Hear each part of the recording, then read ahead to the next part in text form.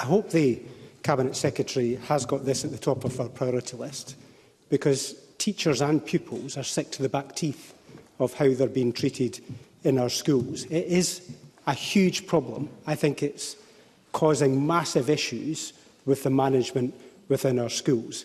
Now, my real concern is that the last Cabinet Secretary didn't attend the advisory group back in December, and the survey she talked about won't be available until the autumn.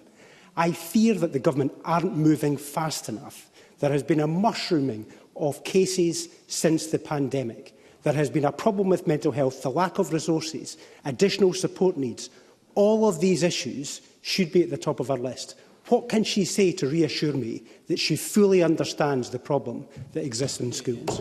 Cabinet Secretary. I thank Mr Reddy for his question. He really doesn't need to tell me what teachers think. I spend most of my time, if I am not speaking to my political colleagues, speaking to my former friends and colleagues who work in education. They are very clear on telling me exactly what they think, and I very much recognise the challenge here, as I alluded to in my response to Mr Green. Of course, there is the wider national work. I think it's really important, and Mr Rennie previously, I think, an episode of First Minister's Questions raised a specific case in his constituency. I think we need to be careful as politicians not to look at the specifics, but to look at the national picture. What is it telling us? And we don't yet have that data.